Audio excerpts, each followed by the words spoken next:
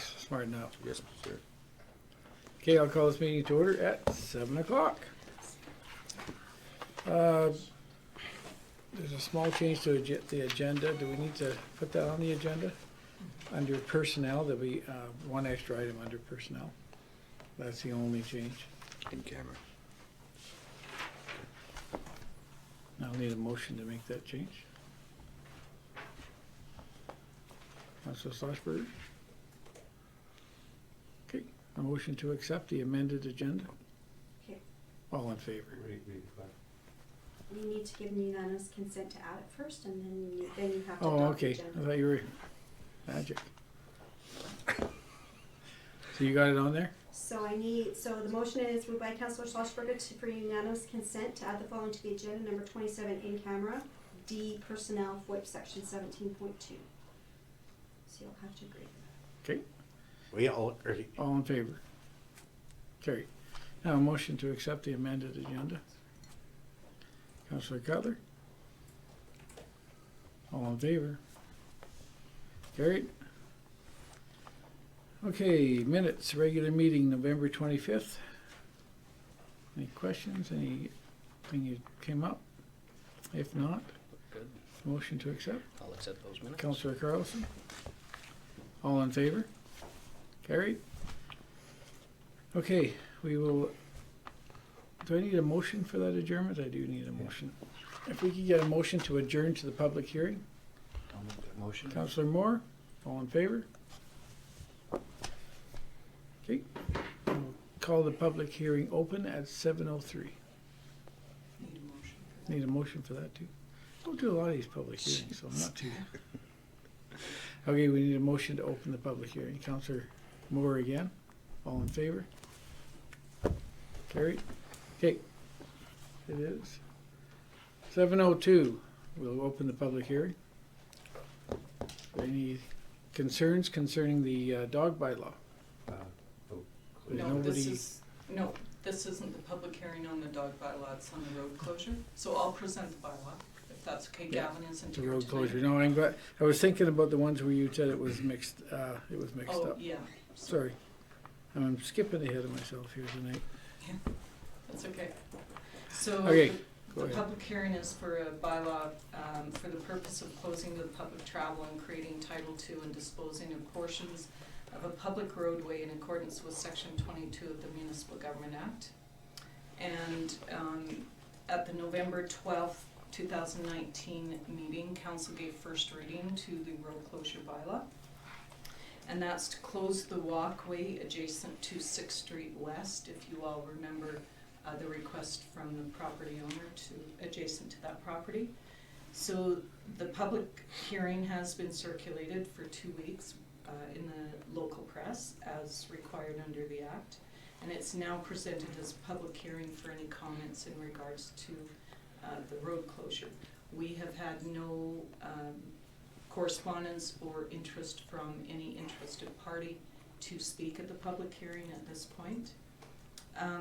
Under the Municipal Government Act, no road can be closed except by way of bylaw. And also a road closure must be approved by the Minister of Transportation. But prior to that, we must advertise and then hold the public hearing. So that's what the process is tonight. Once the public hearing is closed, we would collect any comments, and then if there was any amendments required, council would consider those, and from there we would send the bylaw to the minister for their approval. Okay. And we have nobody that showed up to speak on it. Is there any concerns from the council? Nope. Okay, if I could get a motion to close the public hearing, 7:04. Councillor Cutler, all in favor? I could get a motion to reconvene. I'll make that motion. Councillor Carlson, all in favor? Okay, we're back to our regular. First thing up, we have delegation from Alberta Municipal Affairs, Yep, no, right wherever you want. I'll get you another chair here. Okay, sit. Sure.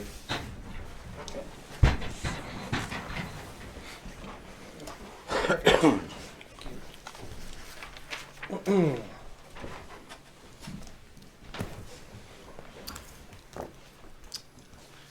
you, Mr. Mayor and members of council. It's great to be here, and we appreciate the opportunity to speak to you tonight. My name is Lucien Cloutier, and this is my colleague, Jeff Nixon. We are municipal accountability advisors with Alberta Municipal Affairs.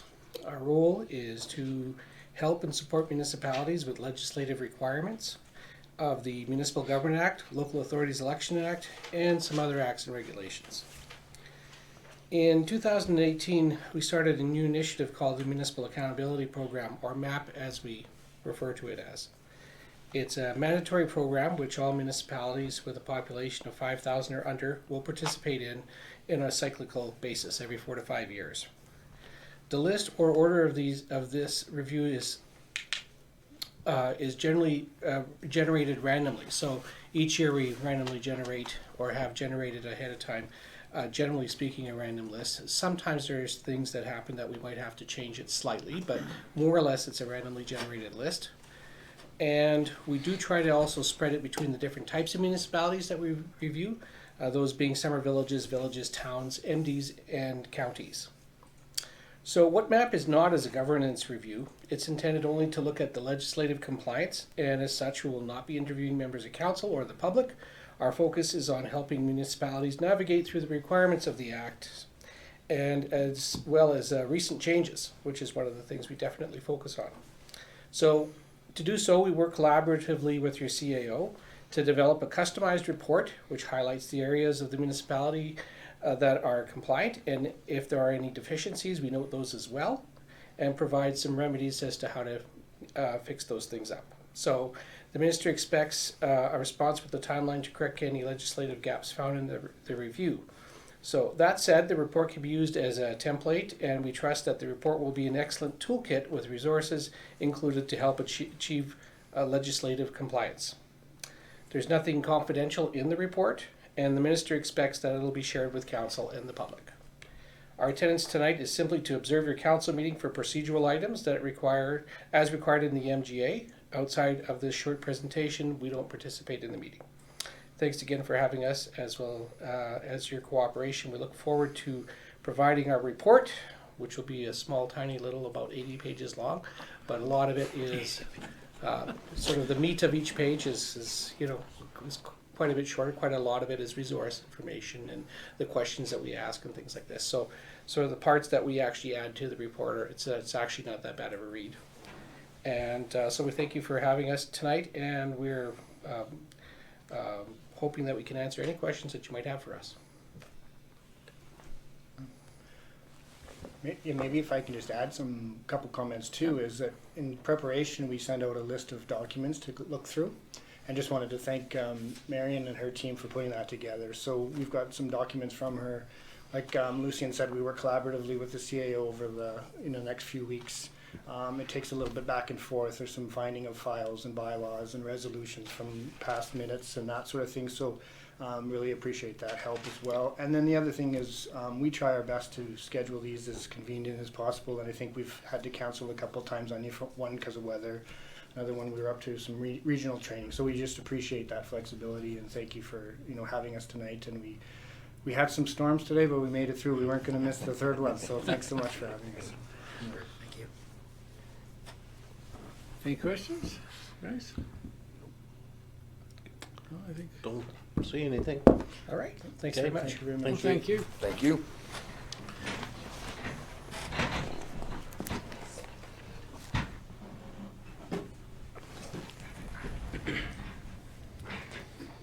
Okay, action item number 1 is the bylaw 1688.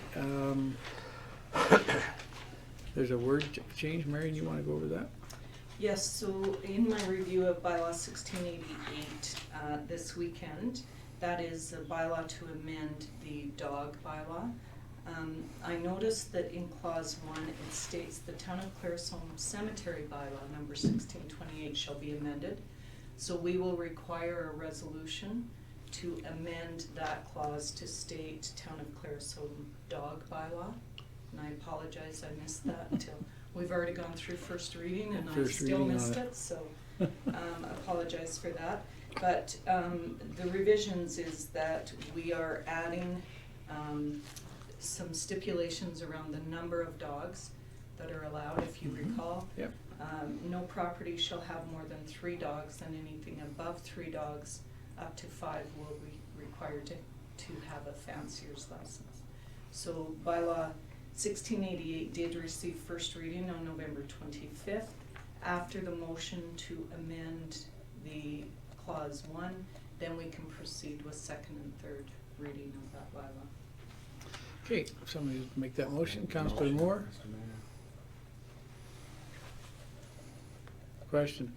Moved by Councillor Moore to amend section 1 to read, the Town of Claresholm Dog Bylaw number 1628 shall be amended as follows prior to second reading.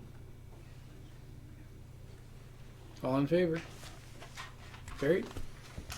Okay, we'll move into second and third reading. Councillor Cutler for second reading. Any questions, discussions before we have no audience tonight, so. Question?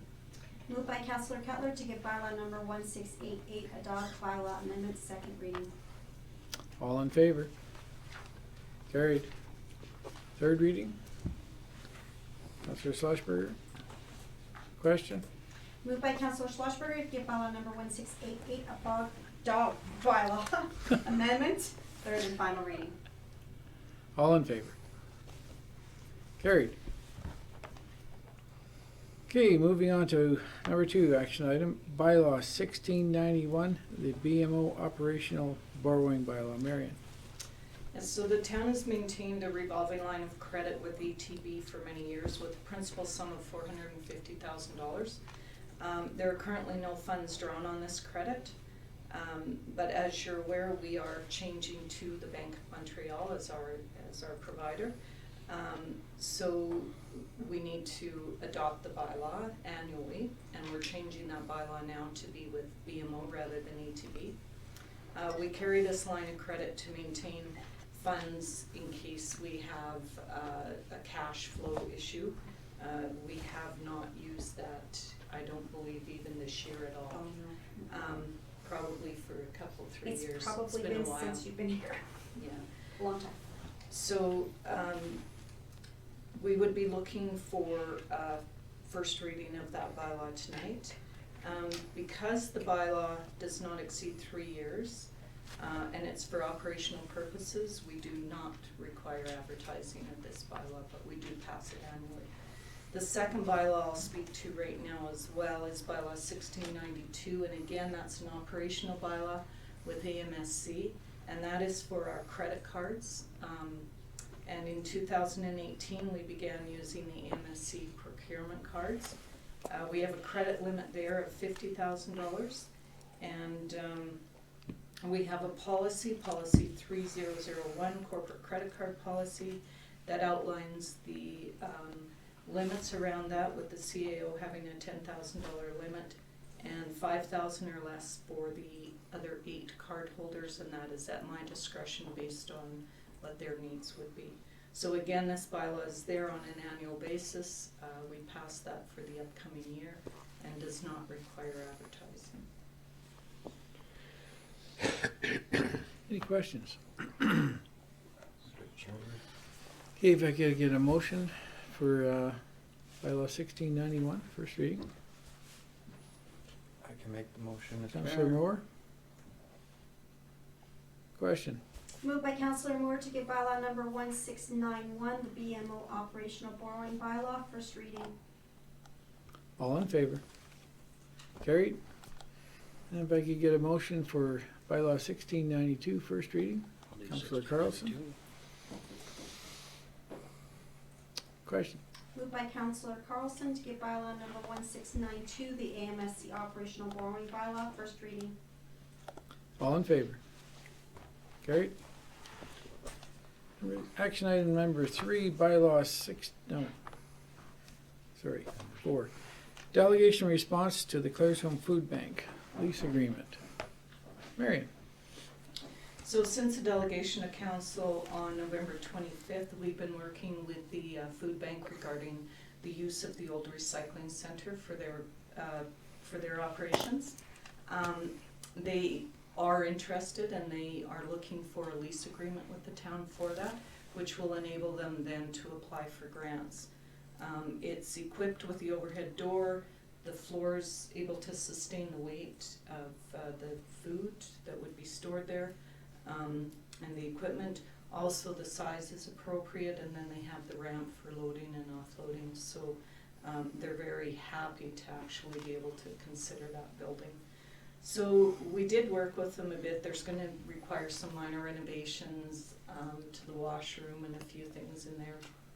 So also we've had some discussions around what that lease agreement might look like. So they're looking for approval from council for a lease, and administration would be looking for some input from you on what that lease would look like. We did look at the utilities there. The building's only heated on the food bank portion of that building. The other side is just cold storage, but it does have electrical throughout the building. So the utility bills there range overall from about $250 to $550 per month, just depending on the weather and the usage. So a total of approximately $4,600 per year. We would suggest that some of that be reduced if we were going to consider utilities. It's all on one meter there for the electrical, and so we are using a portion of that for the cold storage. So we do have a recommendation there to either look at a base rent of $250 plus utilities, or if council were to consider something else, if you want to lease it for $10 plus utilities, or whatever council would decide, I guess. But we're just looking for some feedback to be able to draft that lease agreement with them. Well, Okay. I think it's more than fair. I'm on the food bank and we were talking at about $500 a month, and if it's $250 plus the majority of the electrical and the heating, that works out to about $500, a little less than that. So I think they'll be happy with option one.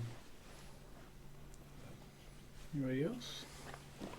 Sounds good. If they're happy, we're happy. The equipment's out of there, like those presses, and I don't know that it's gone yet, but it will be. it will be before- gone before. Yeah, before we would lease the building.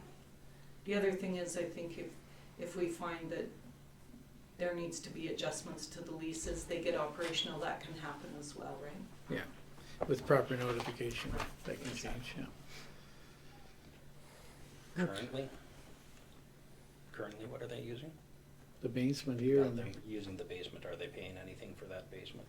no, No. Would we consider doing $1.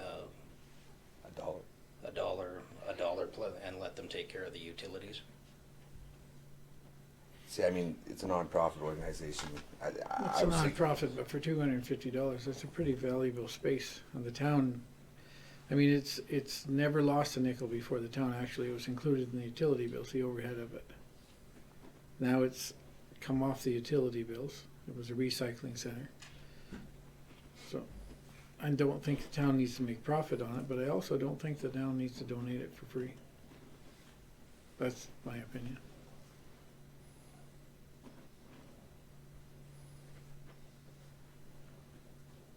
Any other comments? I like option one. So do I. If they're satisfied with option one, I'd run with option one. If they run into any issues along the way, Yeah, we can We can readjust it. With Readdress it. notification, any lease can be changed. Yep. If it's within their operational, then I'm good with that. Councilor Soshberg, Option one.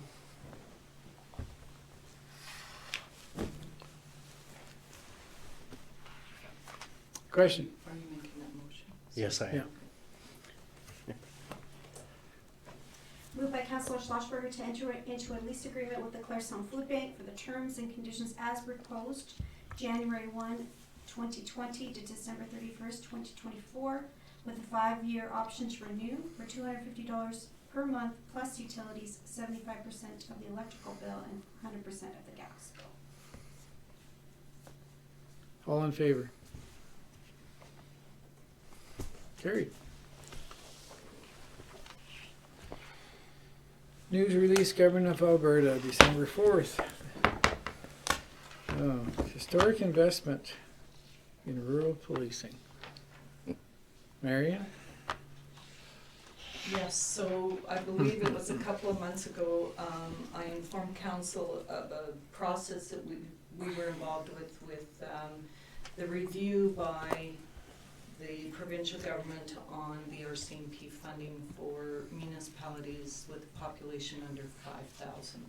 So on December 4th, there was a news announcement that came out that the new funding model will inject more than $286 million over 5 years into frontline law enforcement.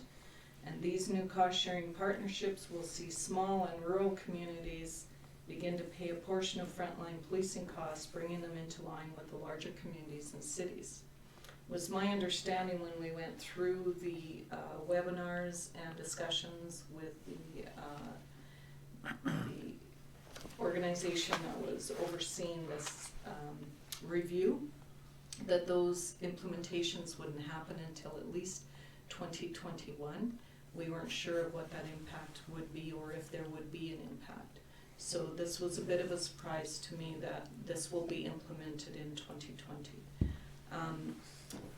We did get some information from, it actually came out through AUMA as to what those implications were. I only had the 2018 equalized assessment numbers that I was working off of, but they gave us updated numbers.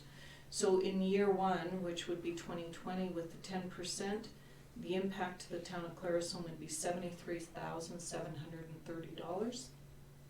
With the amount of tax revenue that we receive, and you'll see in our budget, that is a significant impact to our municipal tax. Year two at 15% is $110,674. Year three at 20% is $147,460. And year four and on at 30% is $221,349. So this is something that we're going to have to incorporate into our budgets, and like I said, it has a significant impact for us.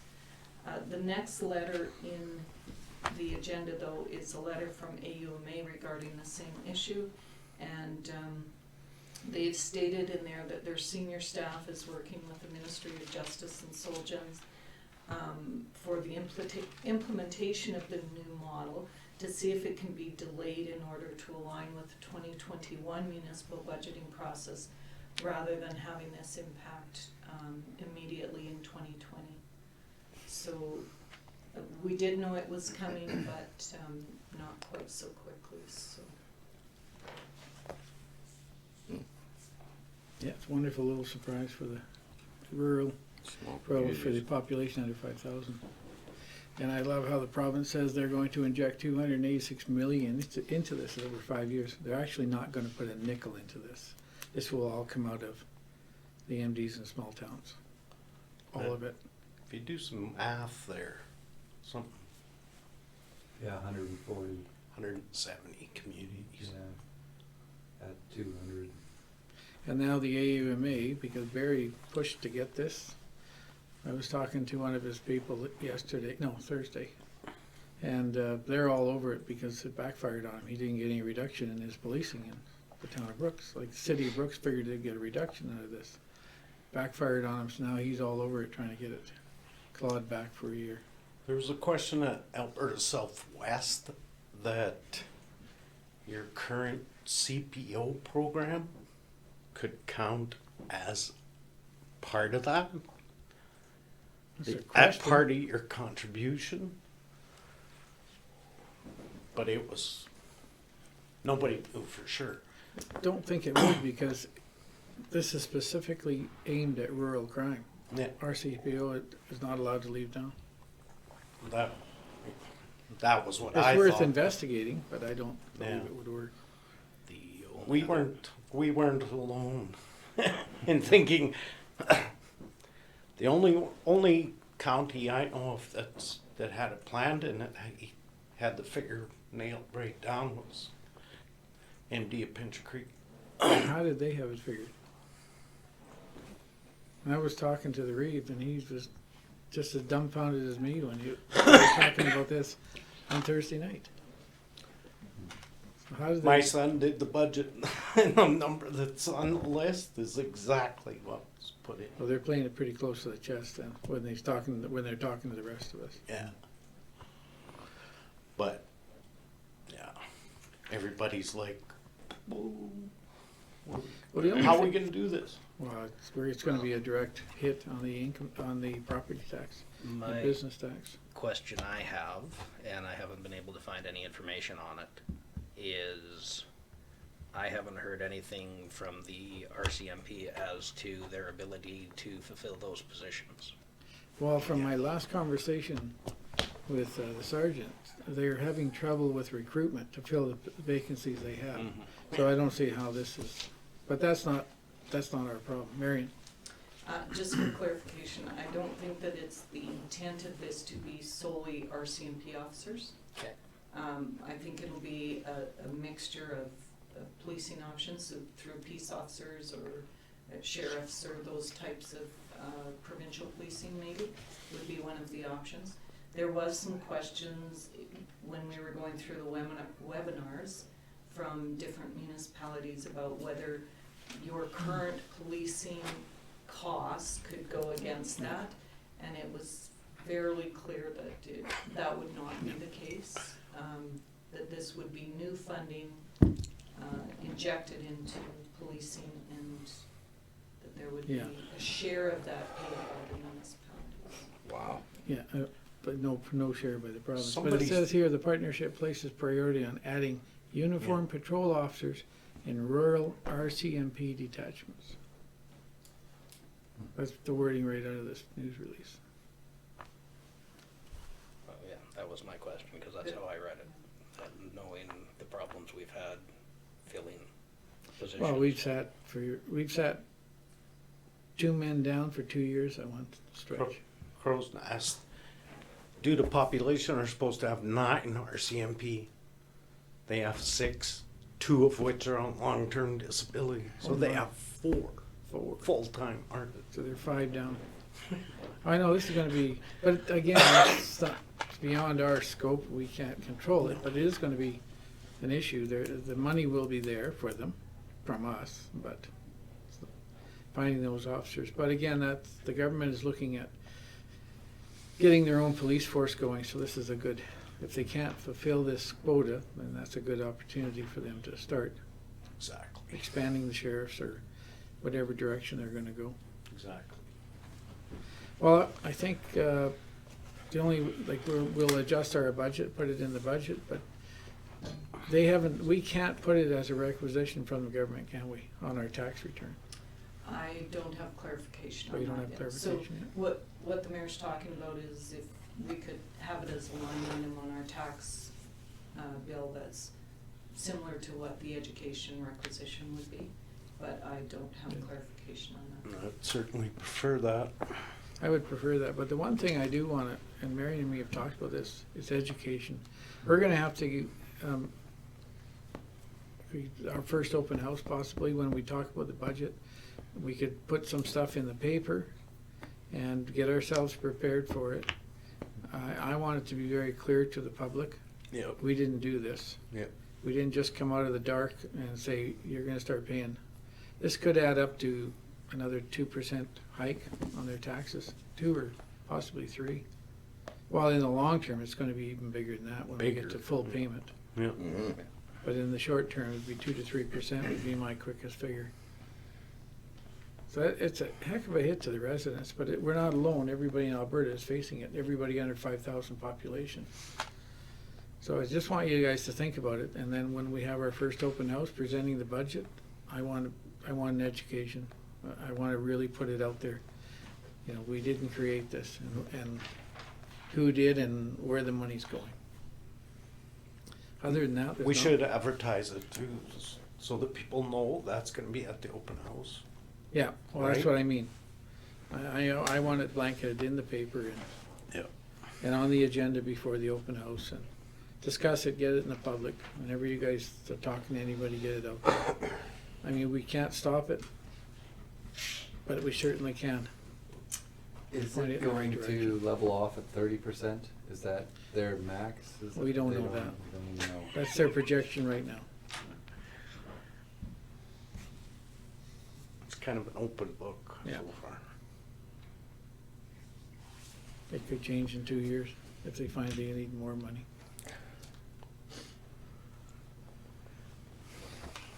So we'll just take that for information at the time and prepare ourselves for the new year.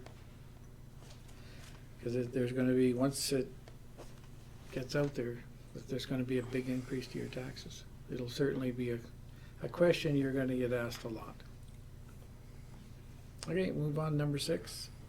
But you got any other comments on it before we move on? Okay, we'll move on to number 6, correspondence. Oh no, we talked about the whole thing, number 6. Number 7, correspondence. Honorable K.C. Madhu, Minister of Municipal Affairs, changes to the ICFs and IDPs. Marion. So this was discussed briefly at our ICF meeting that we had 2 weeks ago, I guess it's been now, almost. But we got notification from the Minister of Municipal Affairs that there's been some changes to the ICF regulations. And so basically, some of the highlights are simplifying the reporting to the province, enabling municipalities to adopt ICFs by resolution or by bylaw, whichever they choose, streamlining and clarifying the arbitration process, and then enabling municipalities to be exempt from the requirement to develop an IDP or an intermunicipal development plan, where both municipalities agree that one is not necessary. I'll just go over the summary of the changes. As I said, an IDP exemption is now available to all municipalities, but that must be by way of mutual agreement, rather than requiring the IDP to be part of the ICF process and be in place by April 1st of 2020. Also, the contents of an ICF, previously there was a requirement to list all services and identify how each of those services were best provided and delivered. It's now only requiring that we must describe services that benefit residents in more than one of the municipalities, and other services that do not benefit residents in more than one of those municipalities do not need to be listed or addressed by the ICF. Because we've already gone through the process and we have our inventory, I believe that we will still list those, if you recall from the presentation we made, because I think it's a critical piece of information that we've already gathered. If we hadn't done the work already, we would have left it out, but I think you'll probably still see that in the draft document when the final draft comes.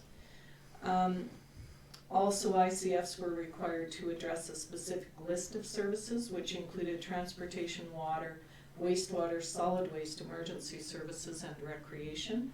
The change now, there is no requirement to address listed services, just a general requirement to list the services that benefit residents in more than one location or one municipality.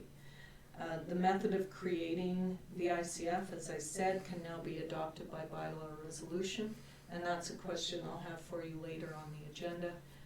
For feedback after our meeting is, do we want to proceed with the bylaw as was recommended by the legal team that was there, or what's council's perspective on that? Also, the completion of the ICF is now independent of the IDP process. And the ICF can be completed before the IDP is completed in the absence of an IDP. Sorry for all the acronyms. There is now no requirement to file copies of the ICF or the IDP with the province. We simply just need to notify the ministry that the ICF has been completed. There was previously a process we had to go through to report. Arbitration still applies where municipalities were not able to create a framework and where the dispute is not resolved. However, the Arbitration Act now applies to the arbitration except as modified by the MGA. Where municipalities are not able to agree to an IDP by the due date, the minister will now refer the matter to the Municipal Government Board for recommendations, and the minister may subsequently order the municipalities to establish an IDP in accordance with the minister's order. And the arbitrator is now required to make an award that resolves the issues in dispute. The municipal parties will have the responsibility to create and adopt the ICF in accordance with the arbitrator's award. The April 1st deadline still remains in place, and we are on track to complete that process by that date. The ICFs are about cost sharing of services that benefit residents in more than one municipality, and the minister has stated in his letter they are not about revenue sharing. And he doesn't support any attempt to leverage the ICF negotiations in an effort to extract revenue sharing agreements. He does expect municipalities to negotiate in good faith and make decisions based on the concrete facts. And the other point was municipal affairs will not be evaluating individual ICFs to determine whether they are a good deal or not. That's up to the municipalities to determine through the negotiation process. So, like I said, we're on track to complete the process based on the previous requirements, but the IDP, as you're aware, has hit a little bit of a hiccup, but I still think that we can have it completed by April 1st, if not shortly after that. So.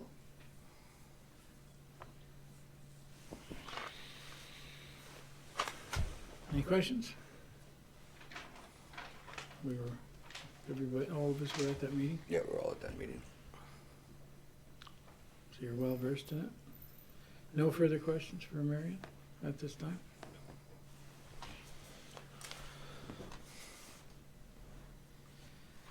Correspondence to Alberta Environment and Parks, Alberta Community Resilient Program, the ACRP. Marion. Okay, so we applied for the Alberta Community Resilience Program for our phase 2 of our stormwater project. And so this is in response to that application, as well as notification that Budget 2019 included the program's final funding allocations, which were announced on November 8th, 2019, which we were not successful in that application. So the program has been eliminated, and so for the advancement of our stormwater projects, we're going to have to look at alternative funding for that, and we'll have those budget discussions when we start discussing our 2021 capital plan again. Okay. Correspondence to Alberta Environment and Parks, golf course license. Okay, so we applied for the license for the golf course for the irrigation purposes. I believe we are coming up 2 years since I submitted that application. In late or mid, I guess, 2019, I was notified by Alberta Environment that we needed to update our water shortage response plan in order to facilitate this license transfer to the town for the golf course. At the same time, we're transferring the airport system over to the MD at Willow Creek, and they have a license for that system, and we all fall under the same water shortage response plan because we supply the water to the MD. So we had MP Engineering look, because they'd helped us with, and the MD as well, with a lot of our water projects, look at just updating the water shortage response plan, which we thought would be a fairly routine process. So the requirements now from Alberta Environment are much more robust than they were previously. So we got a quote, and it was significant, and so we asked them, MPE, to meet with Alberta Environment again and get some clarification on what actually were the requirements of this plan, and why was it gonna cost us so much more to do it.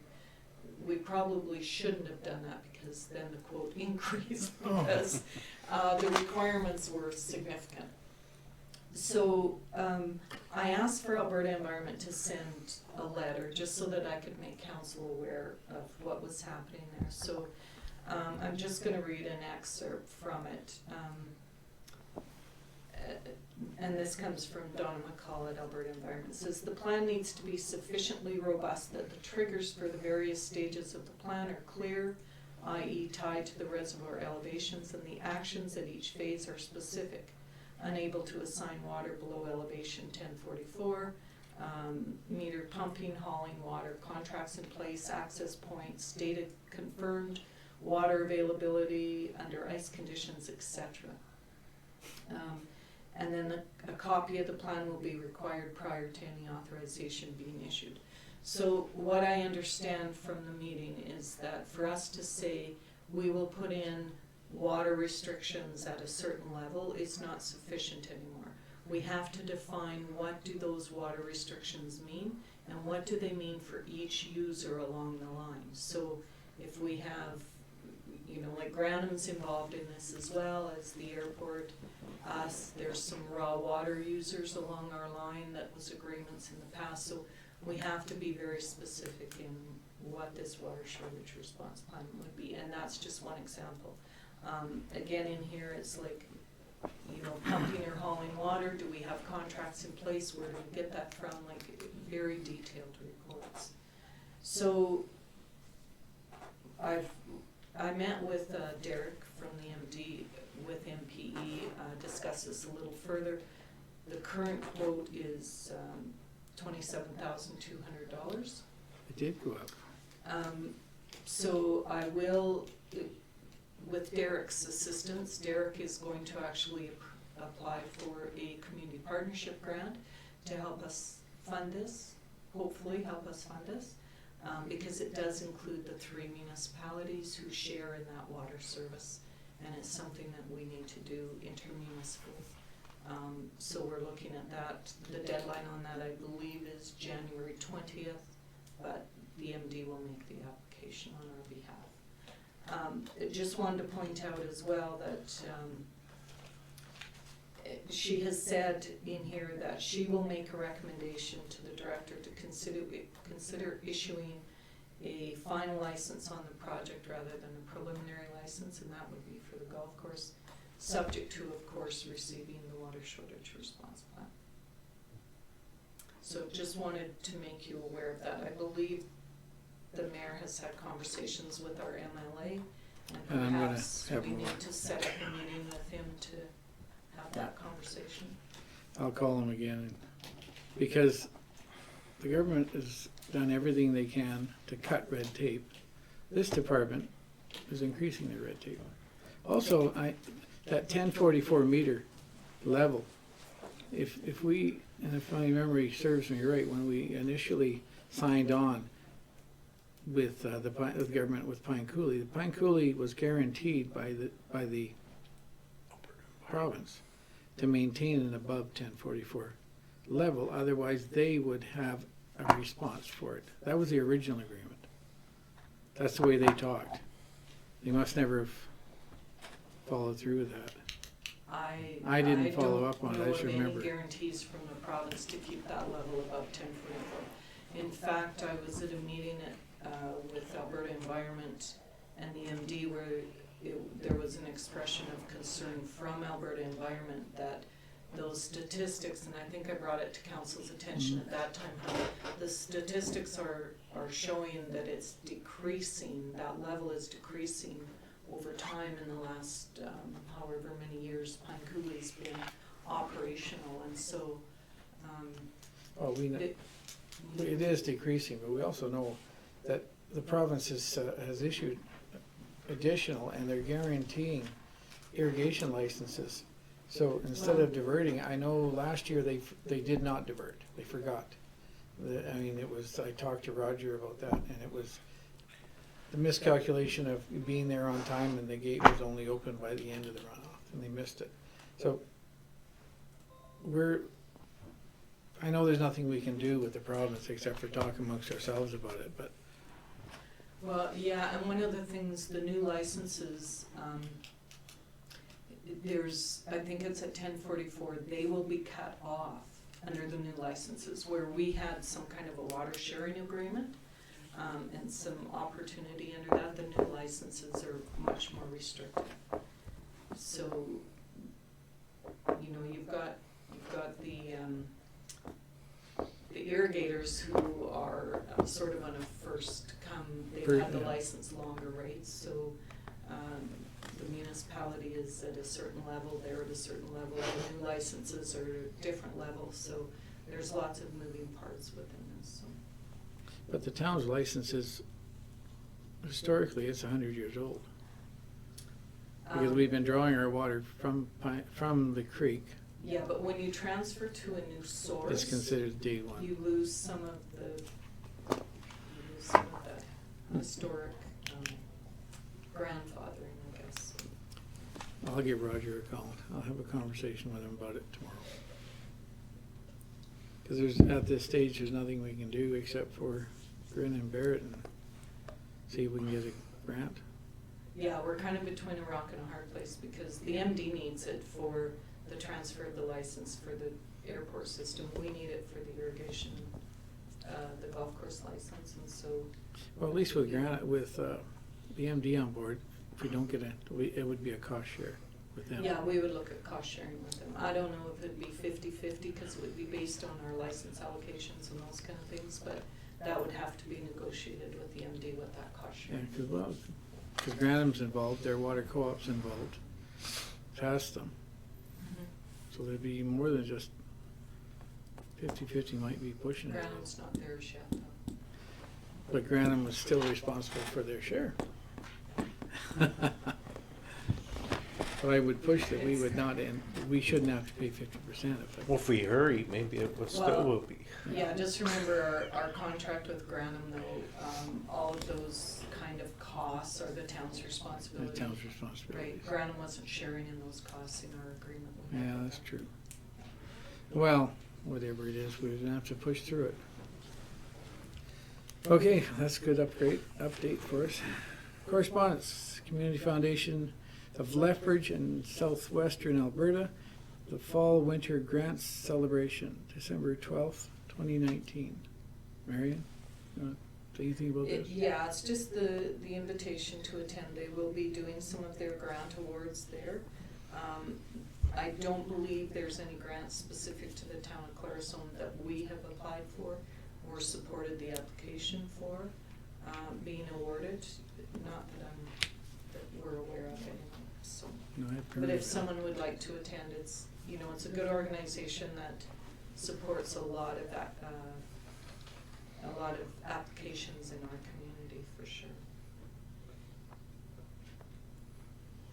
Keep it in mind, you guys, and let Marion know, or Corinne. Number 11, correspondent, Municipal District, Willow Creek. Number 26, the Community Airport Program Grant Application. We have a letter back from them. Marion? So this is in response to a resolution that council passed regarding the application to the Community Airport Program grant to overlay the airport runway. At that time, council chose, I believe, November, whatever the meeting Last date meeting. was in November, November 12th, Oh, 2 minutes. to not participate in the cost sharing of that.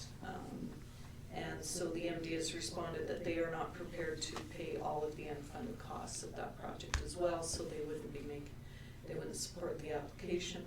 And they did say despite the project not going forward for the overlay, they would like to have some discussions with council about the condition of the runway and the cracks in the asphalt and what perhaps could be done with that to improve the running. So I don't know if you want to put that on the Jedi. Yeah, I was gonna say, Agenda. refer to the Jedi agenda.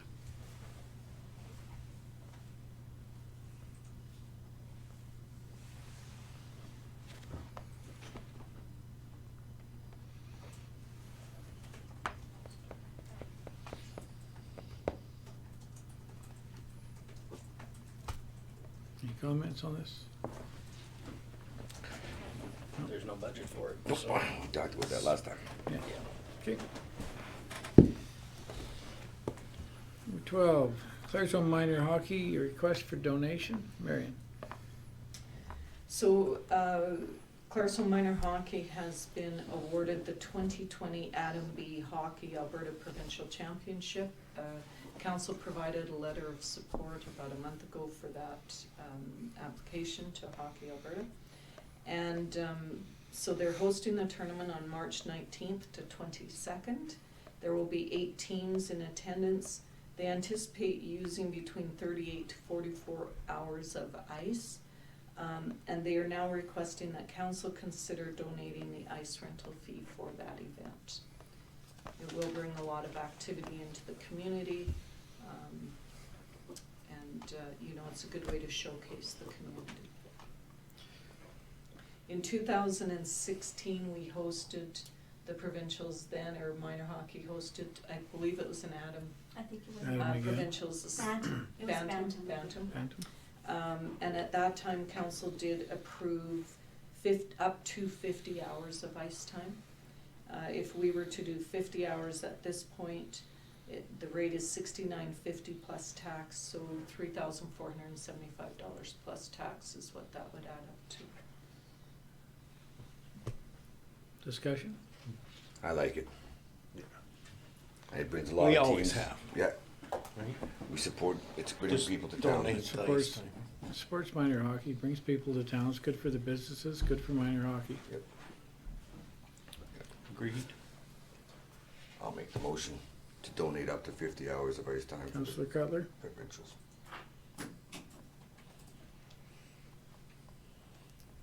Question? Moved by Councillor Cutler to approve the donation request of ice time for the March 19th to 22nd, 2020 Adam B. Hockey Alberta Provincial Championships at the Claresholm Arena for a total of up to 50 hours of ice time. All in favor? Carried. 13, Canadian Union of Public Employees, CUPE, Local 3023, dinner and a show. This is the annual Christmas celebration for the town, for the staff. Right. And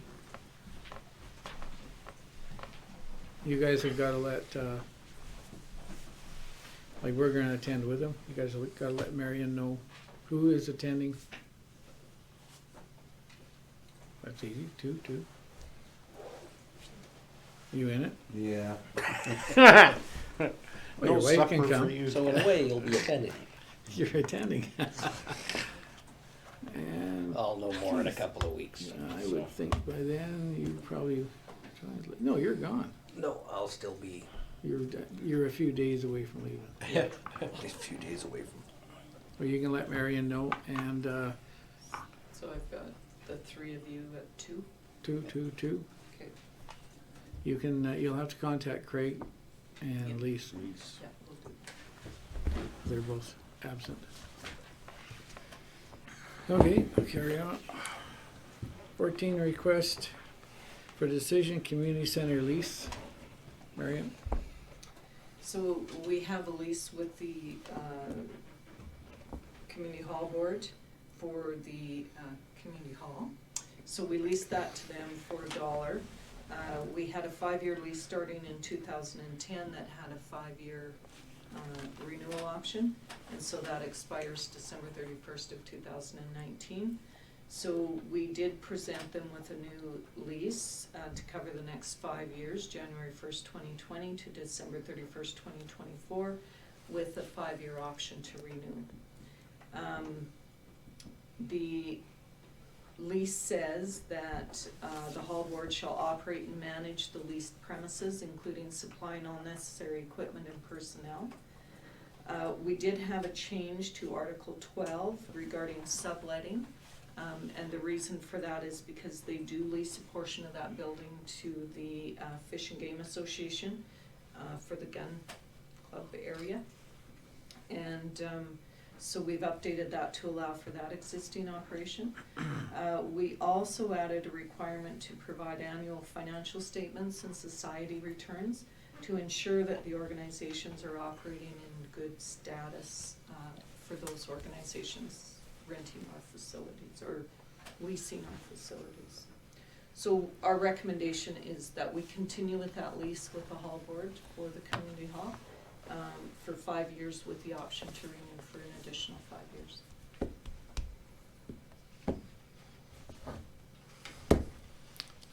I make that motion. Councillor Schlossberger, any discussions, any questions, any points you wanna make? Nope. Nope. Well, pretty easy. Question? Moved by Councillor Schlossberger to approve a 5-year lease with the Claresholm Community Center for the property located at 59208 8th Street West, dated January 1, 2020, with an option to renew for a further 5-year term as presented. All in favor? Carried. Request for decision of the library bylaws. Marion? So we attended the municipal affairs training sessions in the fall, and one of the administrative staff attended the library services portion of that training. And it was discussed there that bylaws are supposed to be received and accepted by the municipal council for the library boards.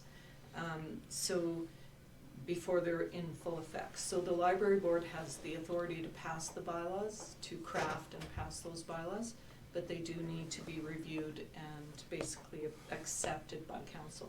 Council doesn't have the authority to modify or author those bylaws. If you don't approve of them, then you would make recommendations back to the library board. They would then review and perhaps update those. So it was noted that we hadn't done that in the past, and so we're just bringing these bylaws. They did update their bylaws, I believe, in November of 2019, and so we're bringing them forward for council's review and acceptance. Questions? Motion? $20 a year for membership. Mm-hmm. Been the same for a long time. And a $1 penalty for when you're late. I spent about a year re-looking at bylaws and crafting these new ones. Derry Markle in particular spent a lot of time on it. I think it's good. I think we need to look at asking for that to be bumped Raise up. the membership to 25 or something. So you wanna send a recommendation back instead of passing them? Yep. How many members do they have roughly right now? Membership? Yeah. It's in the hundreds. How many hundreds? 500? Yeah, over that. Over that?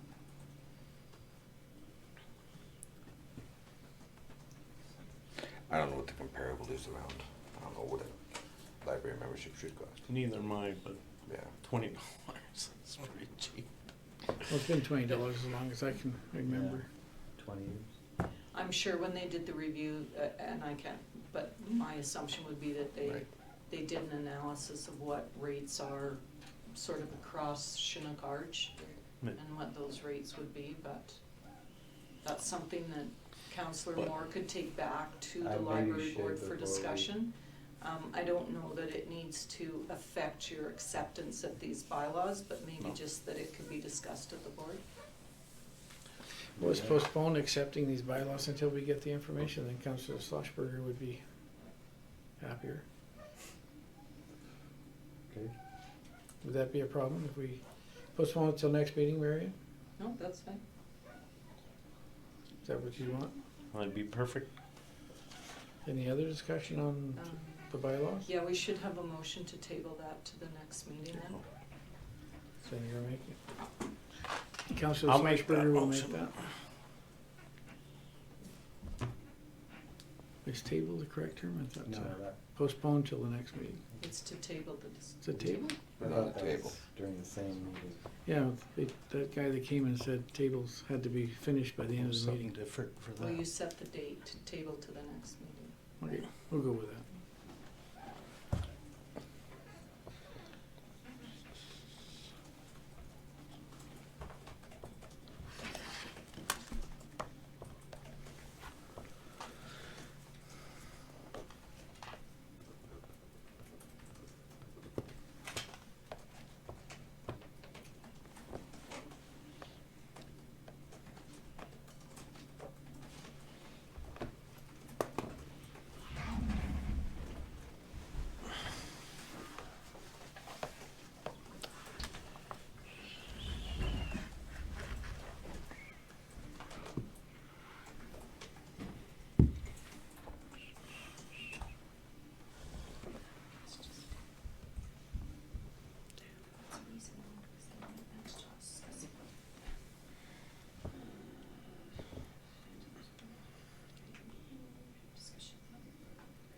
Okay, so, Okay, question. moved by Councillor Schleichberger to table discussion on the bylaws adopted by the Town of Carson Municipal Library on September 16, 2019, until the next regular meeting of council on January 13, 2020, pending discussion at the library board regarding the yearly membership fee and the possibility of increasing it. All in favor? Opposed? Carried. Number 16, request decision, Summer Games Administration. Marion.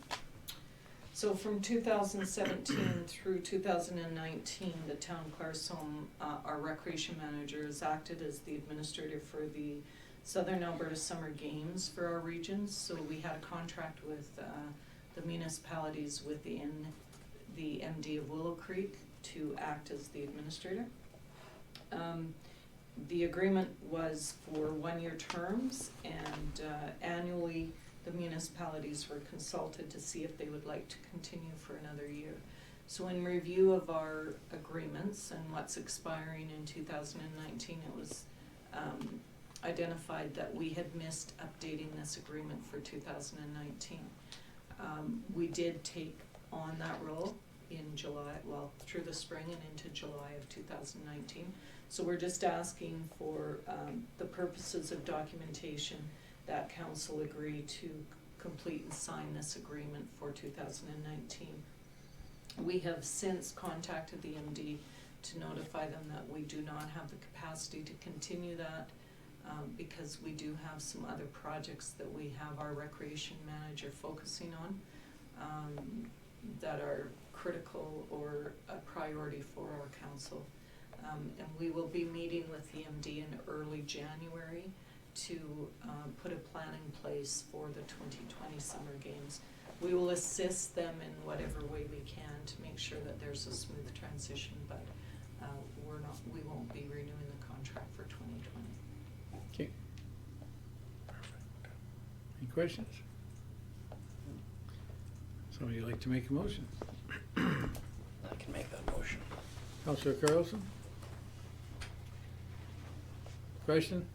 Moved by Councillor Carlson to approve the service agreement for the Southern Alberta Summer Games Administrator position with the municipalities and the MD of Willow Creek for 2019 as presented. All in favor?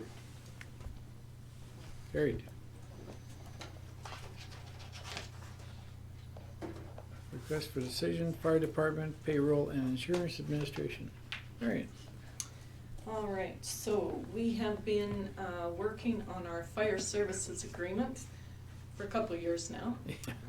But one of the things we were doing with that is looking at where there could be some efficiencies. And we identified two areas that I'm presenting to council tonight for consideration because of the new year coming and renewals that would be part of that. So the first is with regards to payroll. So what's happening now is if a volunteer fireman responds within the town of Claresholm, they fall under the town of Claresholm payroll. If they respond in the MD, they fall under the town, or the MD of Willow Creek's payroll. So the firemen are actually receiving 2 separate payrolls, and they're receiving 2 separate T4s. Volunteer firemen have $1,000 exemption, and that's causing some confusion at times with their accountants because of the receiving 2 T4s, and there's been times when they've actually claimed 2 $1,000 exemptions and had some complications with that. So we're suggesting that, and the MD has offered to take on that payroll service for us.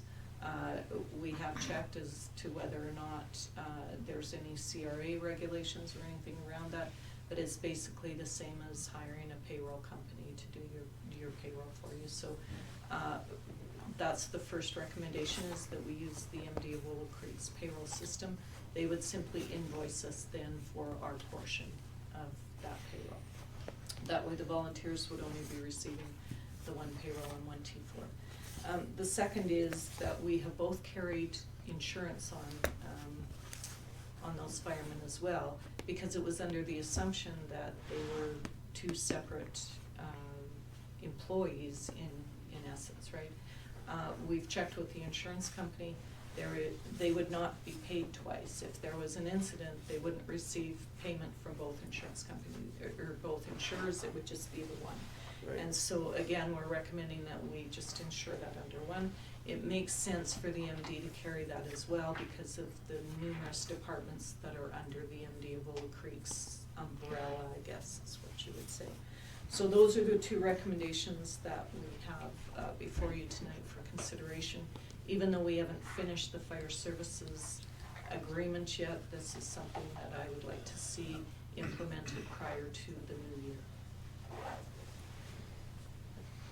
I'll make that motion. Councillor Cutler? Any discussion? Makes sense. Makes perfect sense. Thank you to administration for Catching that. catching that. Well, we've talked about it before, so. Question? Moved by Councillor Cutler to have firefighter payroll and insurance be processed by the MD of Willow Creek with them invoicing the town of Claresholm for our portion of the costs. All in favor? Carried. Request for decision, 2020 interim budget. Marion? Okay. I need a drink of water before I start.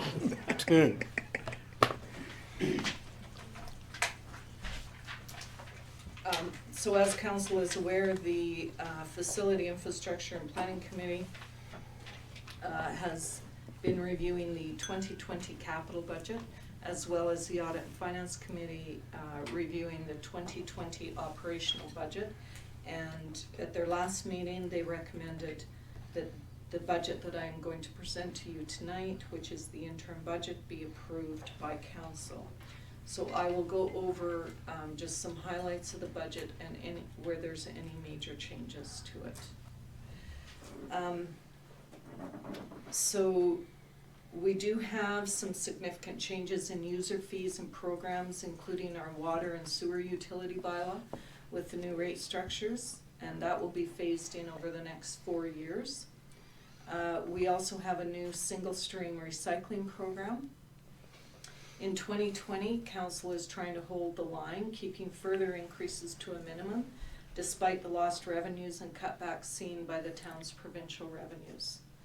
Property tax revenue is being held at only 2% increase, which really means a 1.5% increase for the town ratepayers, because we had another about 0.5% that was a reduction in property taxes that was the elimination of a portion of the grants in lieu transfer that comes from the province. And that is, grants in lieu is basically the tax that's paid on properties that the province owns within the municipality. Council kept to this low increase in spite of new initiatives such as borrowing for the new multi-use community building project, which includes the daycare and play school projects. That's on the revenue side. With our expenditure side, council is committed to improving the service level of the town to its residents, which includes increased efficiency and effectiveness of our operations. In 2019, this was seen with a new recycling program, which allows residents to recycle more products and be more environmentally conscious, as well as a significant effort in education that went into moving forward with a multi-use community building. Highlights to the 2020 budget that continue to show this commitment include significant programming and efforts in grant applications and expenditures related to the Northern and Rural Immigration Program to help support our local businesses with their staffing needs. New communication tools are budgeted, which is called AllNet Connect, that would more effectively and efficiently communicate with residents in a timely and purposeful manner. We have continued efforts to move administration and record-keeping practices into efficient digital methods, including digitizing of records and cloud app-based payroll processes. Continue to work on increased collaboration with surrounding municipalities with the Intermunicipal Development Plan and the Intermunicipal Collaboration Framework. So with the operational budget, I'll just take it by department and just highlight any changes. So we'll start with council. And due to our lower actuals in 2019, the 2020 budget has been decreased slightly across the board. And that would be costs associated incurred by the municipal council, including their per diems, fees for meetings and conferences, travel reimbursements, and professional development. Our municipal general revenue and requisitions, so that is generated from municipal property taxes and grants in lieu. It also includes our requisitions for the school foundation, the Porcupine Hills Lodge, and our franchise fee agreements, our Fortis franchise fee agreements, so it captures a lot of things within that municipal general revenue. Tax revenue increase for municipal purposes is proposed at 2%. Grants in lieu revenue is down approximately 50% due to provincial budget cuts, and general municipal revenue also has a 1% increase, primarily for an estimated increase in our franchise fees with ATCO and Fortis. Administration budget includes business licenses, general operating grants, rentals, internal transfers, and other miscellaneous income. And our expenditures include finance, reception, utilities, communication, human resources, and other general administrative costs. The highlights to note there are general administrative revenue is up slightly, primarily due to estimated increase in interest revenue due to increased interest rates.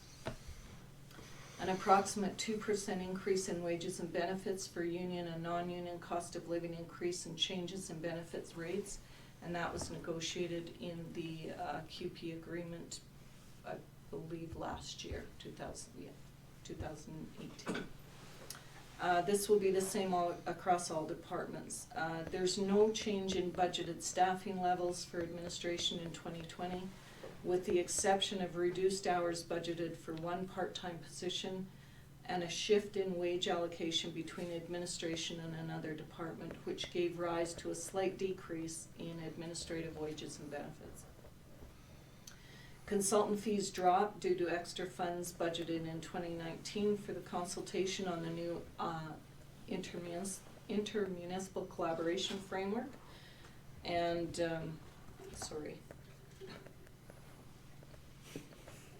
although that process isn't completed, the majority of the work should be covered under the Alberta Community Partnership Grant that the town of Fort Macleod received for this process on our behalf. We had a $35,000 drop in materials, supplies, and operating costs. It's primarily related to demolishing the old elementary school, with an estimated $15,000 drop in insurance and a $15,000 drop in utilities. The additional $5,000 is in computer and hardware software due to additional costs in 2019 related to the purchase of a new records archival software. Municipal grants increased 14,000 for budgeted increased operating grants to the Claresholm District Transportation Society and the Community Hall Board operating grant.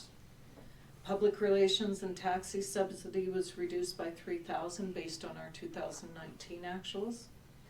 And our debenture interest of $34,426 is new this year for the first payment on the $2.8 million debenture for the multi-use community complex.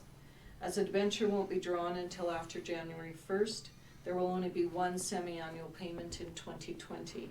Depending on the timing of the construction and the debenture draw, there would possibly be no payment in 2020 if funding of the debenture didn't occur until after June 30th.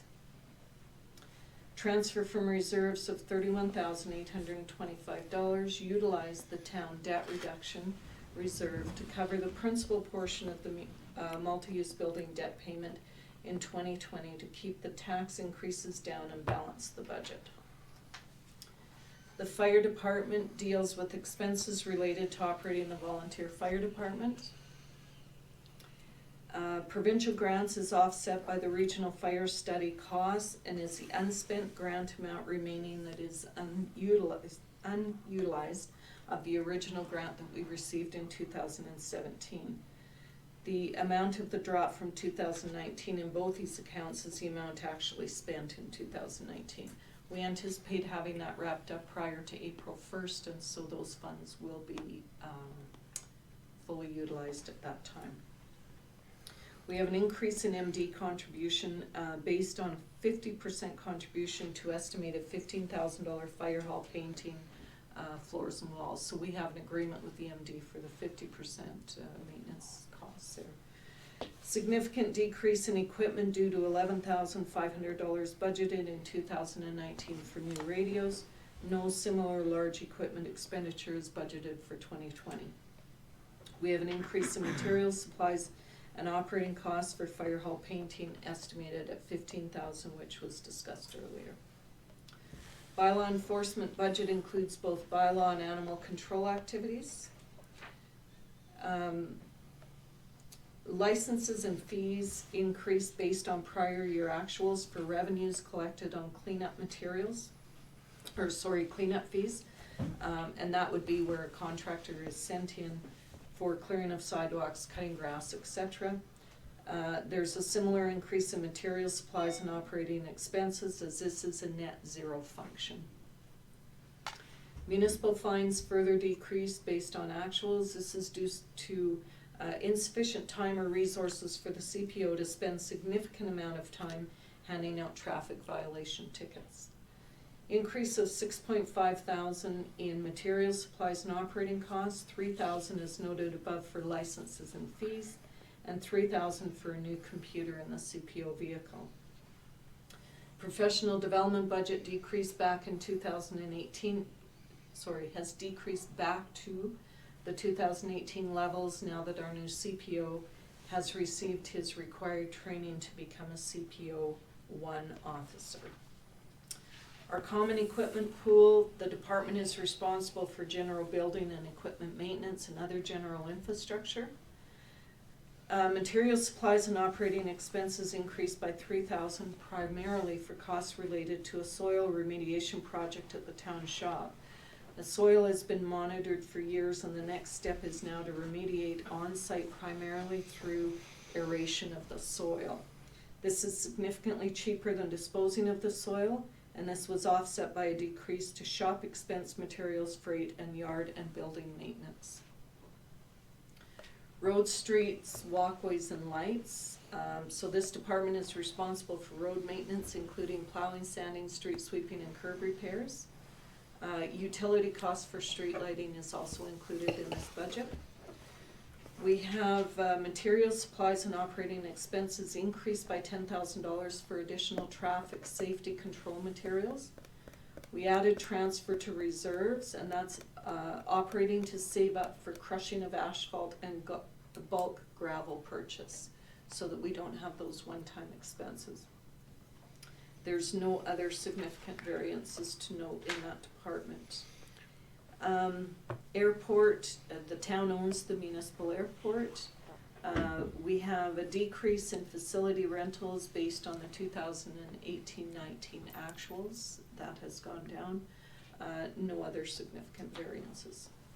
Storm sewer utility includes all costs related to the collection and transmission of surface water runoff and potential overland flooding, and deals with the safe storage and controlled release of water to Frog Creek to prevent flooding damage downstream. Wages and benefits decreased in this department based on reallocation of budgeted wages based on prior year actuals. Material supplies and operating expenses decreased slightly based on prior year actuals. Water supply and distribution is responsible for producing potable water and maintaining a water storage and distribution system. We have approximately 6% increase in water sales revenue based on rate increases passed in Bylaw 1659, as well as increased rates per contract for the MD of Willow Creek and the town of Granham. We have debenture interest decrease based on normal repayment schedule. We have an increase in transfer to capital reserves based on increased budgeted cash surplus in the water utility. So any cash surplus is automatically put into reserves. Net zero budget in water utility after debt principal payment is accounted for. Sanitary sewer treatment disposal, the wastewater treatment disposal budget deals with functions related to the collection, treatment, and disposal of sanitary sewer water. Approximately 3% increase in water sales revenue based on rate increases passed in Bylaw 1659. We have increased contracted services related to sewer inspections planned for 2020 to assess maintenance and life of different sewer lines throughout the town. Debenture interest decreased is based on the normal repayment schedule. And then net zero budget in sewer utilities, sanitary and storm sewers combined after debt principal payments are accounted for and transferred to reserves. Solid waste management function provides weekly curbside waste collection services through the Infrastructure Services Department. Material supplies and operating costs decrease slightly as there is no repeat of additional bin purchases planned for 2020 as was budgeted in 2019. Recycling, the town's recycling program provides bi-weekly curbside recycling pickup for residential and non-residential properties. We have a significant increase in recycling service fees. Revenue is based on this Bylaw 1676 passed in 2019, and that is for the enhanced blue bin recycling program that was just implemented. Significant decrease in wages and benefits as the town staff will no longer be hand collecting or sorting recycling. Recycling will now be collected by a third-party contractor. The little bit that was wages and benefits still allocated to the recycling department is for a portion of the Director of Infrastructure's salary for managing the contract and customer logistics. There's a significant increase in contracted services for new service of the third-party curbside collection. Material supplies and operating expenses were eliminated as most all associated costs for recycling will now be borne by the third-party contractor and be included in the contracted services. The amortization was also eliminated as equipment related to the old recycling program will be disposed of or transferred to other departments. Family and Community Support Services is an 80-20 funding partnership between the Government of Alberta and the municipality. The town operates a regional program in partnership with the MD of Willow Creek. We have a significant decrease in other income with corresponding decrease in community grants. As it is unclear at this time whether the town will continue to manage Granham's FCSS funding. There's a slight decrease in wages primarily due to turnover in staff, losing some more experienced staff members. Daycare contributions, so the daycare program is run by a nonprofit board who receives a portion of their funding from the town of Claresholm, and there is no changes to highlight in that program. The cemetery is owned and operated by the town, and we also have no changes to highlight in that department. Physician recruitment program is designed to provide incentives to recruit and retain physicians in the community. There are no doctors still receiving incentives in 2019. $1,000 has been kept in the budget to cover other incidental incentives or gift baskets, as well as $2,000 was added to help compensate for housing of locum doctors during this time of doctor shortage while they search for a new doctor. The program still has approximately $13,000 in reserves, which will be used to fund the 2020 expenditures. Weeds and pests, the majority of the allocation within the weeds and pest budget deals with the weed and pest controls in parks throughout the town. So we decreased chemical and materials due to generally not being able to do 3 chemical applications as previously budgeted due to weather. And other than that, there's no significant changes. The Economic Development Department is responsible for maintaining the Business Growth and Development Center, business retention, investment attraction, and municipal marketing efforts. Grants and contributions increased $15,000 primarily for budgeting for revenue from the billboard signage program. This revenue is offset by additional budgeted expenses in materials, supplies, and operating expenses for the expenses related to that program. There is also less grant revenue budgeted for 2020 due to the completion of the CARES grant project on the industrial site. Materials, supplies, and operating expenses were offset in 2019 by transfers from reserves, and that was the 2018 funds that were carried forward to complete projects from 2018. In 2020, we have no carry forward projects budgeted, therefore materials, supplies, and operating costs are down. Land planning and development, the development officer provides the development services to the municipality and works with the Municipal Subdivision and Development Authority. Legal and professional services decreased by $10,000 due to costs related to the intermunicipal development plan budgeted in the prior year not being duplicated in 2020. Though the IDP isn't yet complete, the cost should be primarily covered by an ACP grant received by the town of Staveley for the municipalities within the MD of Willow Creek. Materials, supplies, and operating expenses increased by $2,500 for potential surveying costs related to a few different development projects that are underway. General recreation budget deals with general recreational programming such as Southern Alberta Summer Games, as well as overarching expenditures such as wages and benefits in that department. It also includes the golf course interest expense and the debt related to the golf course and the golf course management fee that the town pays. So the highlights there are removal of 2020 Summer Games revenue and reduction of programming expenses is due to the town not continuing their role as the administrative lead for the Willow Creek regional team, which was just discussed earlier tonight.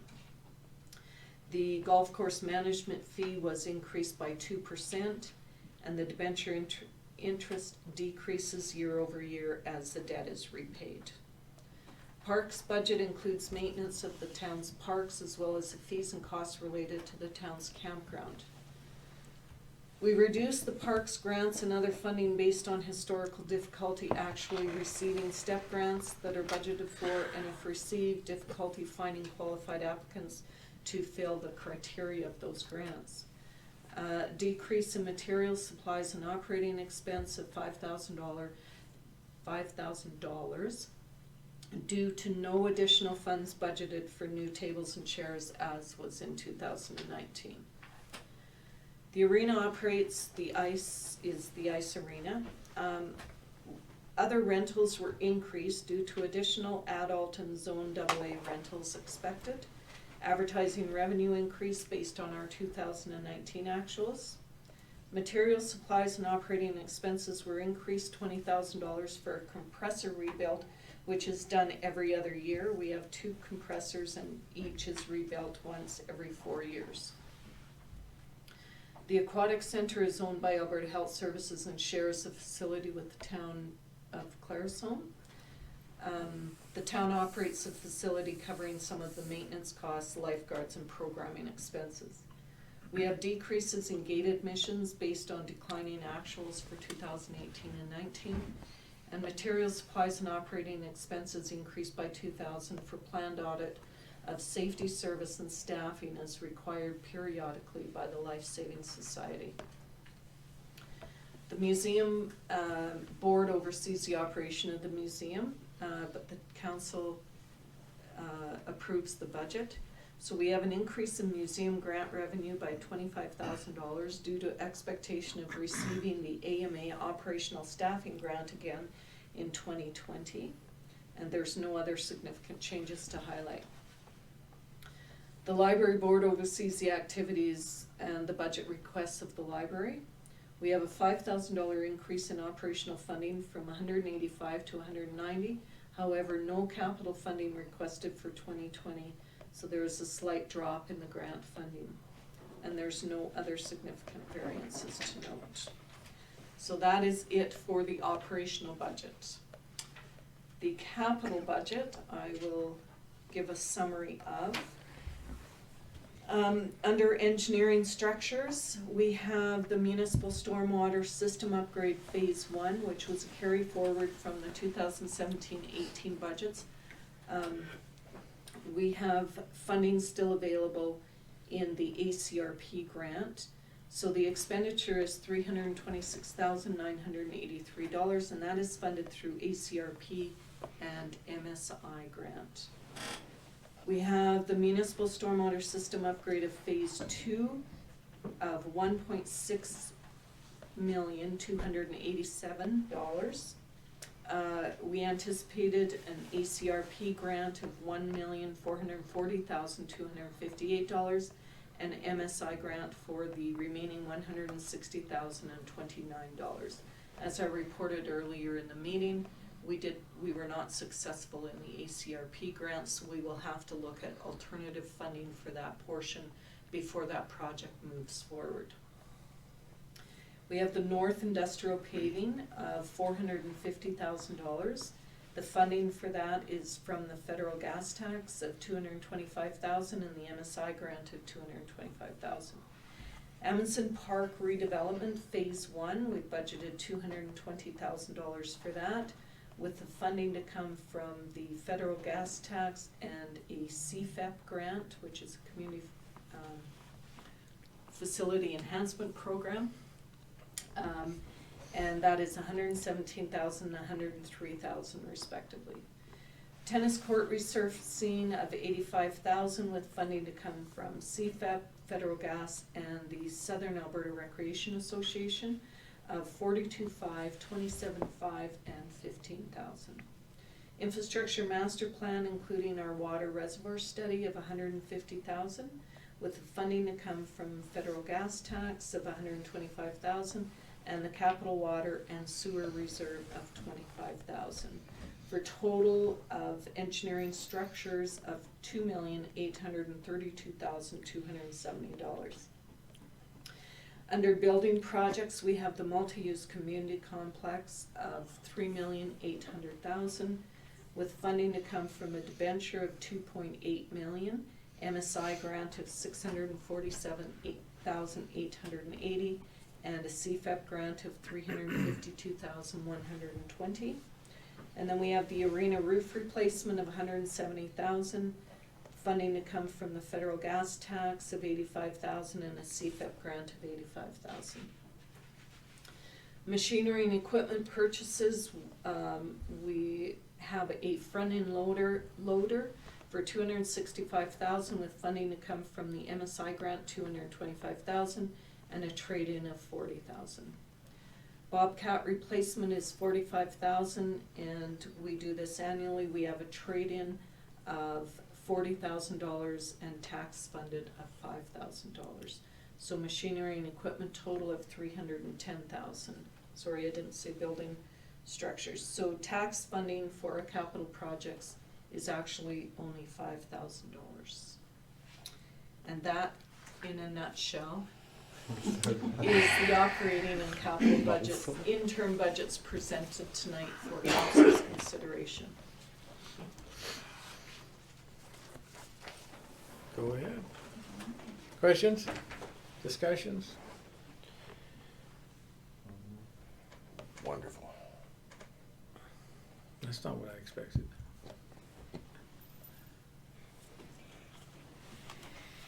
That stormwater project, phase 2, we'd just be kind of sitting on that maybe for a few years. It'll be projected ahead until we find funding for it. It won't come out of the capital budget, it'll just be unfunded for now. Just as a reminder, prior to setting the mill rate in early May or end of April, we'll be making adjustments to the budget. So at that time, if we haven't found alternative funding for that project, we can remove it at that time, make that adjustment before we pass the final budget. Because it'll be unfunded, so. And this budget doesn't include the Policing. policing, Right, so it's just the interim till final. right. So if anybody be willing to make that I'll move the Councillor, interim budget. interim and capital? Yes. Councillor Carlson?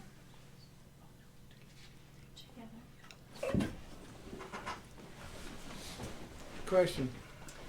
Moved by Councillor Carlson to approve the interim 2020 operational and capital budgets as presented.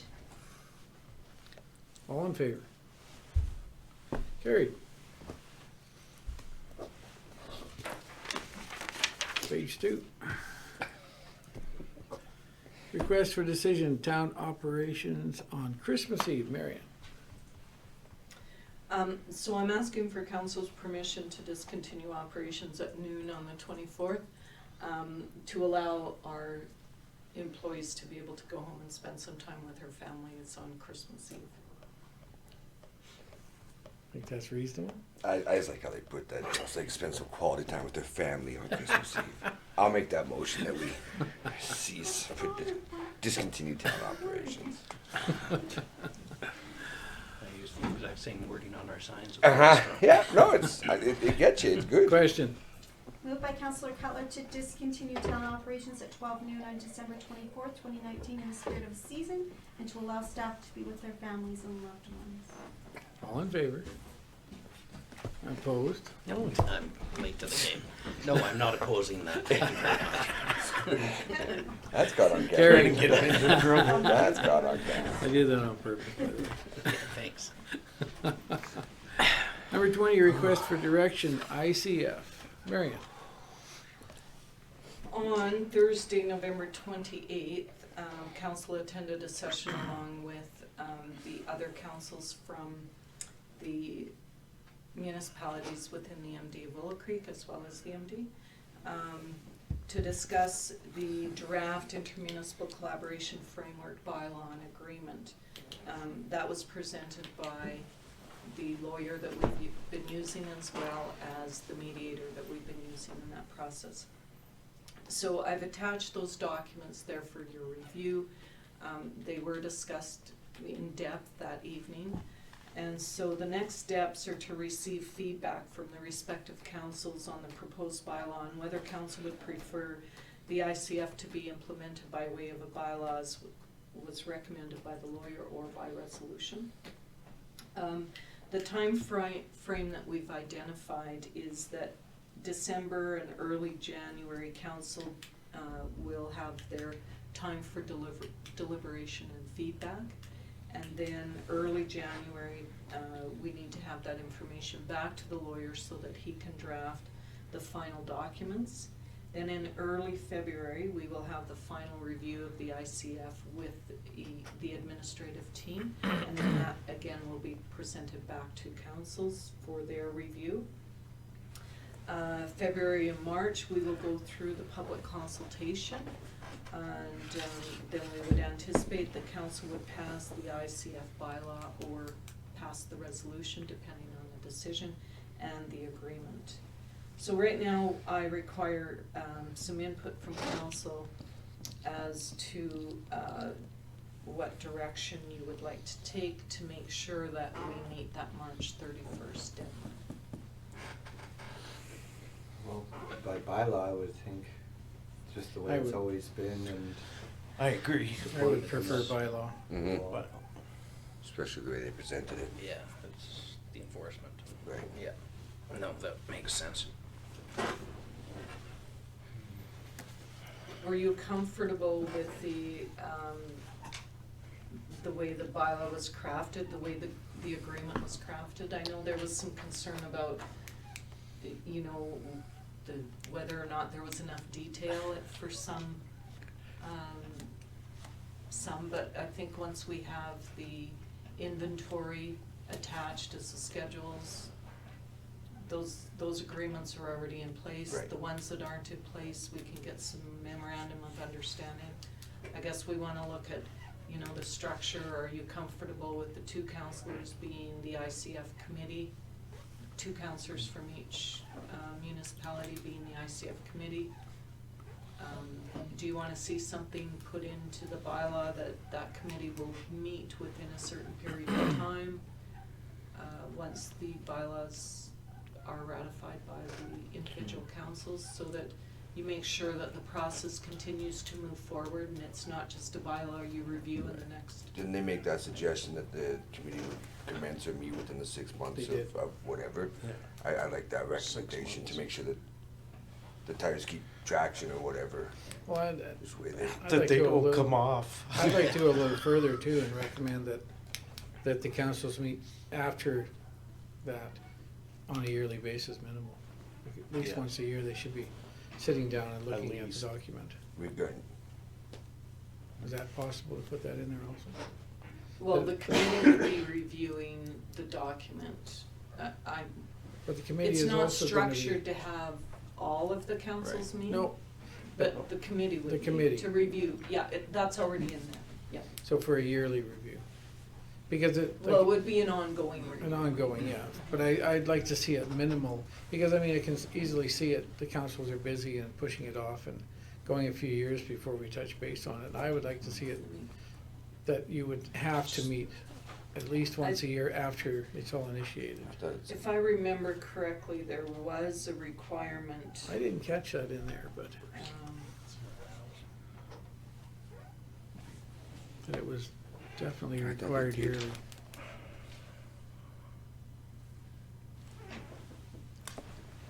Okay, I'll make sure that it's in there though. Okay, Minimum annual, minimum once annual, meeting of the I committee. believe it's in there, but I'll double check. It might be, I might have missed it. Is there anything else you guys see you wanna talk about? You're okay with 2 people from each council? Yes. I think too many people just bog it down in Right. conversation myself, but We don't need 30 people in a room. Yeah, that's enough. the mayor and the reeve and 1 counselor from each. And And yeah, maybe just something to point out is, we only have an obligation to have an ICF with the MD of Willow Mhm. Creek. But the process we've chosen is to include right. all urban municipalities within the MD of Willow Creek. So we actually, in this agreement, will have an agreement with Granham and Fort McLeod and Nanton and Stavely as well as the MD. So But we'll only it's a on the- little more robust than what we needed, Than we- yeah. but I think it's a good process. Yes. Well, it certainly was less expensive doing it this way too, and more, I mean, it Just would never have gotten done in time promotes. if it done it separately. Yeah. So fiscally, it was responsible and timely. But Promotes that collaboration. committee will between still all of only us. meet with the MD. I mean, we won't be setting a committee to sit with another town. Well, there could be a subcommittee, if you remember, so Yeah, they did the mention committee it, would meet, and if there was something, say, between Claresholm and Fort McLeod that the 2 of them wanted to discuss, that could be a subcommittee. It But wouldn't it's not- necessarily involve all of them. Grass cutting. but it wouldn't be set up, yeah, grass cutting, they said. But it wouldn't be set up in the document that we have to meet. No, it just allows just- for subcommittees. It could happen, yeah. I know I can't see where the towns would need that, but that's the Never know. future, who knows? Never know. So what else you need from us, anything? Those were just the questions I had, so. If you're okay, I'll report that back to I'm okay. Deborah and Rod, and then they can draft the final agreement, and I'll bring that back for council's review. Okay. Yep. We're all All good with that? Mm-hmm. Yes. Nice to see it done. Statement of operations, October 31st, 2019. Any questions? Any observations?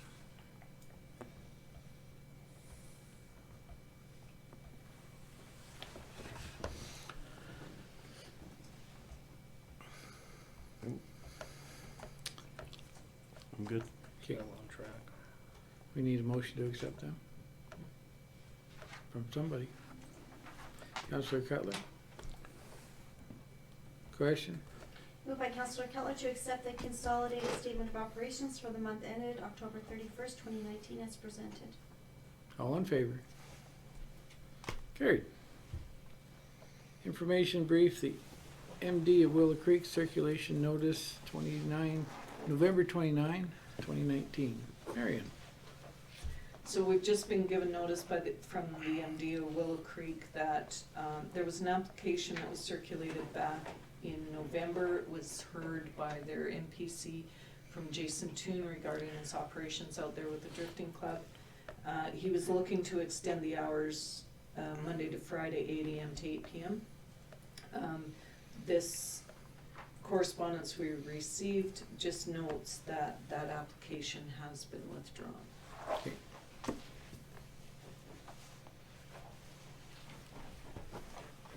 Claresholm Fire Department Christmas Social.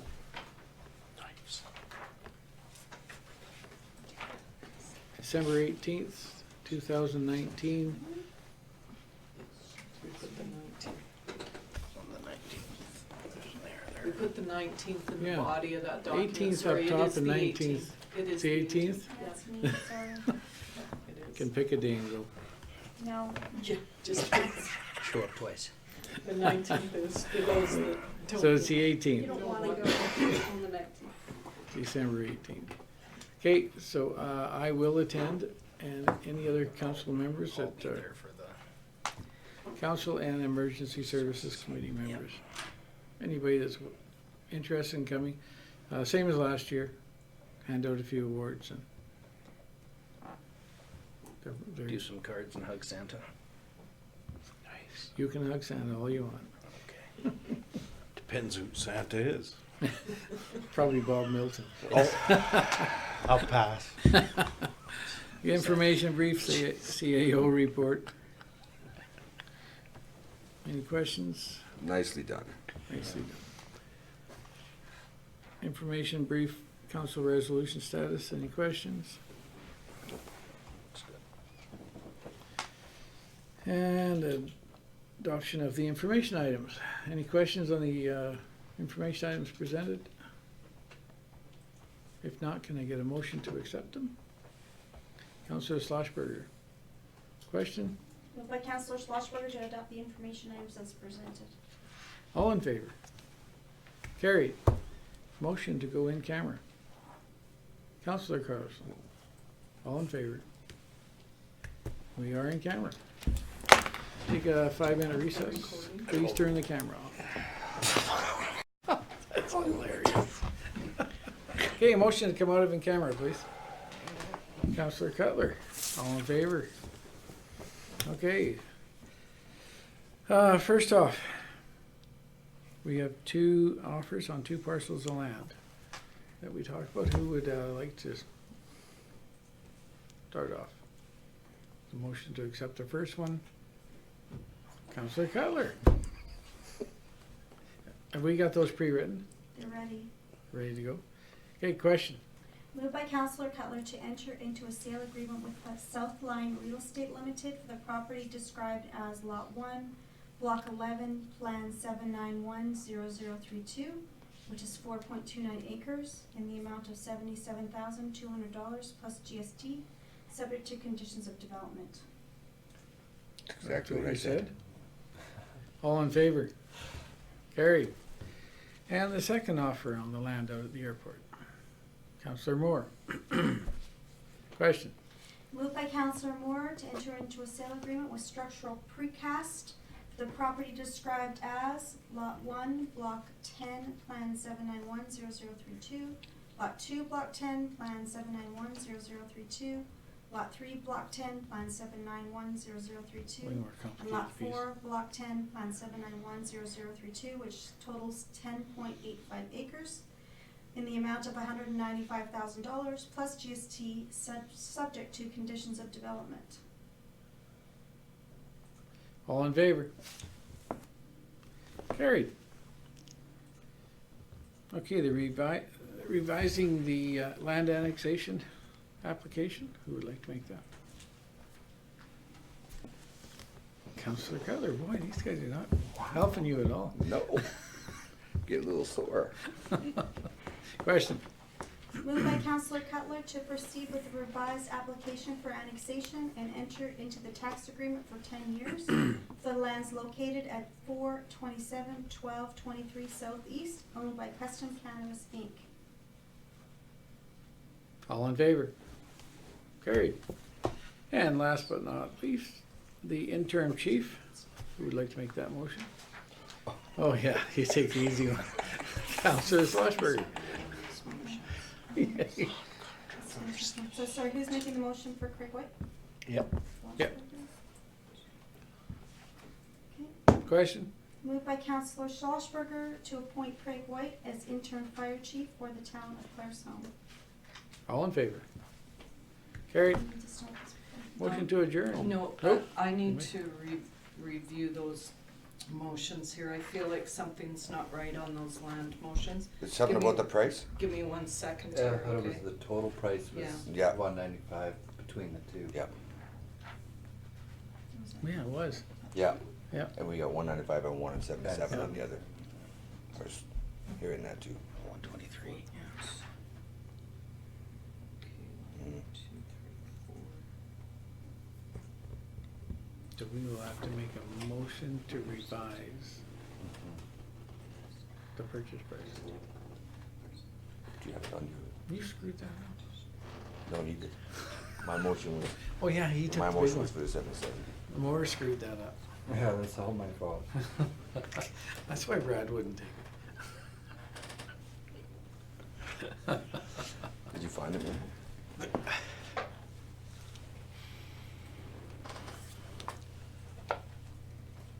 Yeah, sorry, No, the second, it's- the second parcel is 195,300. 100, yeah. Only 795,000. Is that the only error?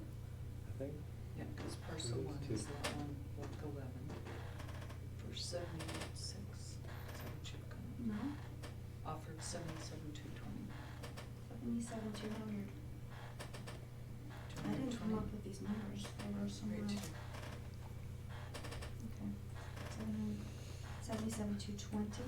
Yeah, We're sorry. innocent on this one. It was just the amounts that were wrong on those motions. The first was 77,220, and then the second parcel was 195,300, not 195,000.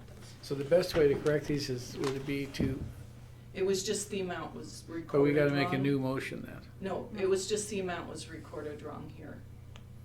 So it's okay, it's Yeah. not the same thing and it was only out by. But don't we have to make some kind of a motion to revise those numbers? Cause the numbers that were wrong were read out. We're already voted on, so you can rescind those two motions and pass a revised motion for the amount, but it was just recorded incorrectly. So- Yeah, but I think Yeah. correctly, we Yep, gotta you're rescind them. fine. Can we rescind them Rescind- together? yeah, rescind those motions. and then, Together or individually? You can rescind, you should rescind them separately. Okay. They're separate motions. Can I get a motion to rescind the first one? Councillor Cutler. I'll rescind my own motion. I'll let Corinne catch up on this. We are rescinding the motion for I read it wrong. 77,000 something. I read it wrong here. I thought this was option 1, and this was option 2. Well, we're only out a few $100. But yeah.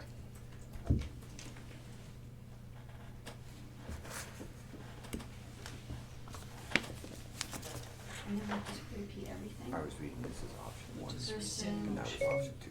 119, can I just say Yeah. 19,196? Yes, it's just rescind motion one, so it's Mhm. in-